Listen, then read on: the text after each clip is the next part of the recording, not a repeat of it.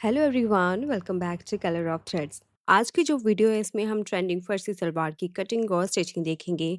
इस कुर्ती को मैंने ट्रेंडिंग शॉर्ट कुर्ती के साथ स्टाइल किया है, जिसकी ऑलरेडी वीडियो में शेयर कर चुकी हूँ। लिंक आपको डिस्क्रिप्शन में मिल जाएगा। और ये फैब्रिक मीशो से है, जिसका बाय लिंक मैंने कमेंट बॉक्स में पिन कर दिया। तो आपका ज़्यादा टाइम ना लेते हुए वीडियो शुरू करते हैं। इस सलवार को बनाने के लिए 2.5 मीटर फैब्रिक की ज़रूरत होगी। ये मेरे पास 3 मीटर का फैब्रिक पीस है, जिसमें से हमने 2.5 मीटर फैब्रिक का यूज़ किया है। फैब्रिक को 4 फोल्ड करते हुए रखेंगे। सबसे पहले एक स्ट्रेट लाइन ड्रॉ करें और फिर 1 इंचेस पर एक और लाइन हमें ड्रॉ करनी है। अब ऊपर से हमें लेंथ लेनी है। ऊपर की तरफ 5 इंचेस की रेडी बेल्ट होगी, तो ऊपर से 5 इंचेस छोड़ के जितनी भी आपकी रेडी लेंथ है इसमें मार्क करनी है। नॉर्मल सलवार से ये वाली सलवार आपको हाफ इंचेस प्लस रखनी है। जैसे मेरी नॉर्मल सलवार 37.5 इंचेस की आती है, हाफ इंचेस प्लस किया तो 38 इंचेस पर मैंने मार्किंग की है। अब जब हमें स्टिच करना है तो बेल्ट में भी स्टिचिंग मार्जिन जाएगा, बॉटम फोल्डिंग पर भी जाएगा, 1 इंच और प्लस करेंगे। यानी जितनी भी आप नॉर्मल सलवार में रेडी लेंथ रखते हो उसमें 1.5 इंचेस आपको टोटल प्लस करना है। इस फैब्रिक की विड्थ है 42 इंचेस की। इस सलवार का ज्यादा घेर नहीं होता है, तो पूरी फैब्रिक विड्थ का ही हम यूज करेंगे। अगर किसी ज्यादा ही हैवी साइज के लिए बना रहे हो तो आप छोटे पैनल्स लगा सकते हो। अभी हमें क्रॉच की मार्किंग करनी है। क्रॉच मार्किंग आपको मैक्सिमम 10 इंचेस की लेनी है। मीडियम साइज तक आप 9.5 इंचेस तक ले सकते हो, बट आपको 10 इंचेस से ज़्यादा क्रॉच नहीं लेना है। तो मैं 9.5 इंचेस का क्रॉच मार्क कर रही हूँ। पोंचे के लिए मार्किंग करेंगे 12 इंच पर। इसी में हमारा स्टिचिंग मार्जिन भी रहेगा। अभी इस तरह से लेग कर्व स्केल को रखते हुए क्रॉस मार्किंग को बॉटम के साथ जोड़ देंगे। और कुछ साइजेस में, नॉर्मल साइजेस में तो कोई प्रॉब्लम नहीं आती, लेकिन हैवी साइजेस में प्रॉब्लम आती है कि सलवार पीछे से उठती है पोंचे वाली साइड से। तो इसके लिए आप यहाँ से हाफ इंचेस मैक्सिमम 1 इंचेस ऐसे डाउन देना है। मेरे साइज में डाउन देने की जरूरत नहीं, मैं आपको सिखाने के लिए कर रही हूँ। अगर आप डाउन ले भी रही हो तो भी कोई प्रॉब्लम नहीं आएगी। फिर जो हमने 1 इंचेस की मार्किंग की थी, यहाँ पर स्ट्रेट स्केल को रखते हुए ऐसे स्लोप देंगे, जिससे आपकी जो सलवार है, हमने एक्स्ट्रा लेंथ ली है फिर भी पोंचे के ऊपर सलवार नहीं गिरेगी। और यहाँ पर 5 इंचेस पर मार्किंग करेंगे सेंटर प्लेट के लिए। अभी हमारी मार्किंग बिल्कुल कंप्लीट है। इस मार्किंग को फॉलो करते हुए सलवार को कट कर लें। अभी जो 5 इंचेस पर मार्किंग की थी, यहाँ पर भी नॉच लगा देनी है। बॉटम पर जितनी पोंचे की चौड़ाई चाहिए वहां पर हमें मार्किंग करनी है 4.5 इंचेस की। और यहाँ पर भी नॉच लगा दें। अभी हम बेल्ट कट करेंगे। ये जो साइड वाला फैब्रिक है, यहाँ पर जॉइंट देके आप पोंचे में यूज़ कर सकते हो। फैब्रिक को ऐसे ओपन करके रखेंगे। ये डबल फोल्ड में है फैब्रिक। फैब्रिक को यहाँ पर सीधा करने एक स्ट्रेट लाइन ड्रॉ करें। रेडी बेल्ट होगी 5 इंचेस की, 8 इंचेस पर इसे कट करेंगे। अभी जितनी भी आपकी हिप है ना, उसका हाफ कर लें। मेरा हिप राउंड है 37 इंचेस, उसका हाफ करेंगे और इसमें स्टिचिंग और लूजिंग का ऐड करेंगे 4 इंचेस। और सभी साइजेस में आपको 4 इंचेस की ही लूजिंग देनी है। मेरी बेल्ट साइज आई है 22.5 इंचेस पर। इस मार्किंग के ऊपर बेल्ट को कट कर लेंगे। दोनों साइड पर स्टिच लगेगी। ऊपर की तरफ फोल्डिंग देंगे, जिसमें हमें इलास्टिक डालनी है। आप डोरी भी डाल सकते हो।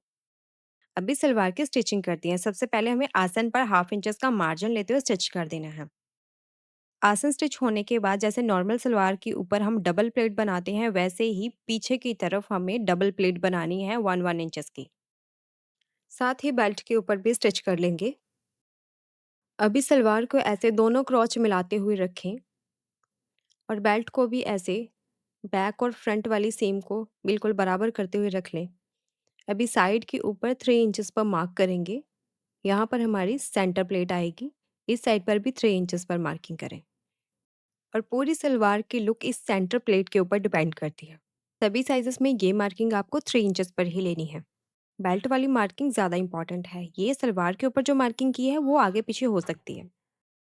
अभी मैं आपको प्लेट स्टडी करना सिखाऊंगी। देखिए, पीछे वाली साइड से स्टार्ट करेंगे। पीछे वाली साइड से बेल्ट को सेट करेंगे।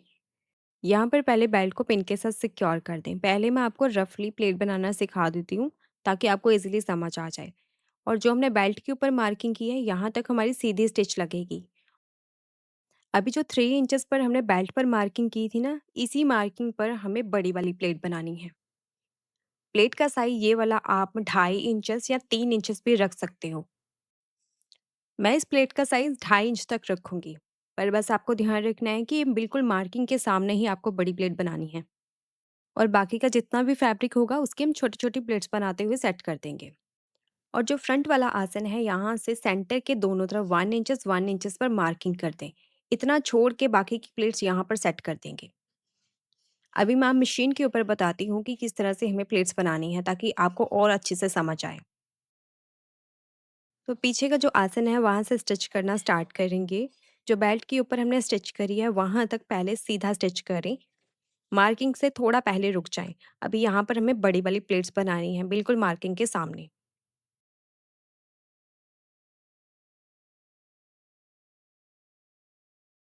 प्लेट बनने के बाद थोड़ी-सी सीधी स्टिच लगाएँ।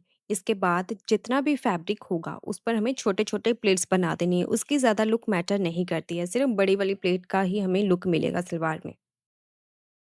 क्योंकि सलवार का ज़्यादा घेर नहीं होता है, ये वाली प्लेट भी 3-4 ही बनेगी। और फ्रंट क्रॉच के ऊपर भी हमने जो 1 इंचेस का मार्जिन छोड़ा था, वहाँ पर भी प्लेट ना बनाएँ क्योंकि पहनने के बाद यहाँ से आपको सलवार हैवी लगेगी, इसीलिए हम 1 इंच का गैप छोड़ देते हैं।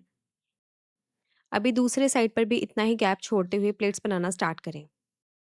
पहले सेंटर प्लेट को रेडी करें, उसके बाद बेल्ट वाली मार्किंग को चेक करें, जितना भी एक्स्ट्रा फैब्रिक है यहाँ पर बड़ी वाली बेल्ट को बना लें।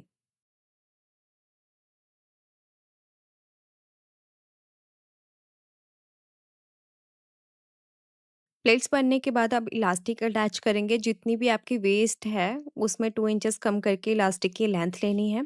जैसे मेरी वेस्ट है 28 इंचेस की, 2 इंचेस कम किए हैं, 26 इंचेस की लेंथ में इलास्टिक ली है, 1 इंचेस की विड्थ में। इलास्टिक को ऐसे डबल राउंड में करते हुए इस पर स्टिच कर दें। अगर आपको इलास्टिक नहीं डालनी तो आप डोरी भी डाल सकते हो, वो बेस्ट रहेगा। अभी इलास्टिक को ऐसे रखेंगे और ऊपर से फैब्रिक को फोल्ड करते हुए बिल्कुल किनारे पर स्टिच करना है, और ये स्टिच लगाते हुए ध्यान रखना कि इलास्टिक के ऊपर स्टिच ना लगे, क्योंकि इलास्टिक को हम ऐसे खींचते हुए पूरे राउंड में एडजस्ट करेंगे। अगर आप ऊपर स्टिच लगाओगे तो इलास्टिक खींचेगी नहीं।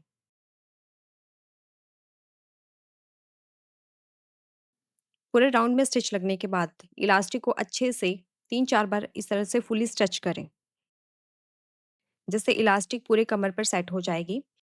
इलास्टिक पहनने के बाद मुड़ जाती है, इसके लिए क्या करें, आप इस तरह से फ्रंट और बैक पर सीधा स्टिच लगा सकते हैं, या फिर इस तरह से इलास्टिक को खींच के 1 या 2 स्टिच लगा दें। पर कुछ लोगों को प्रॉब्लम आती है इस तरह से खींच के स्टिच लगाने में, तो आप क्या कर सकते हैं, जैसे कि मैंने बताया है, फ्रंट और बैक के ऊपर सीधा स्टिच लगा दें। क्योंकि अगर आपने अच्छे से खींच के स्टिच नहीं लगाया तो सलवार की लुक खराब हो सकती है। तो मैंने फैब्रिक को अच्छे से खींचते हुए डबल स्टिच कर दी है। स्टिच लगने के बाद पोंचा रेडी करेंगे। पोंचा बनाने के लिए मैंने फ्यूजिंग का यूज़ किया, आप बुकरम का यूज़ भी कर सकते हो अगर आप साटन या सिल्क फैब्रिक के ऊपर बना रहे हो। पोंचे की चौड़ाई है 4.5 इंच की।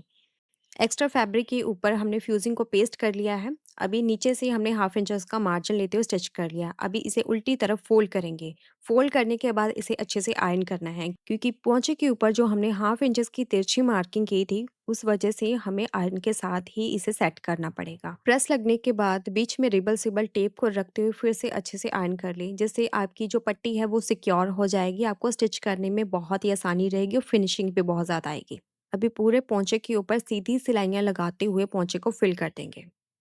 पोंचा रेडी होने के बाद इसे डबल फोल्ड करेंगे। नीचे से मैंने थोड़ी-सी लूज़िंग को कम कर लिया, मैंने 10 इंचेस रखा है। ऊपर से इसकी चौड़ाई है 11.25 इंच की। यहाँ पर ऐसे तिरछी मार्किंग कर ली है और चौड़ाई है 4.5 इंच की। मुझे ज़्यादा लूज़ पोंचा पसंद नहीं है, इसलिए मैंने थोड़ी-सी लूज़िंग को कम किया है। अगर आपको लूज़ पहनना पसंद है तो सेम मार्किंग के ऊपर ही स्टिच कर लेना। तो स्टिच लगने के बाद ये हमारी सलवार बन के तैयार है। सो आज के लिए फ्रेंड्स बस इतना ही, और ये वीडियो आपको कैसी लगी लाइक और कमेंट करके ज़रूर बताएँ, और ऐसी और वीडियोज़ के लिए चैनल को सब्सक्राइब ज़रूर करें। सो मिलते हैं नेक्स्ट वीडियो में किसी नए टॉपिक के साथ, तब तक के लिए बाय।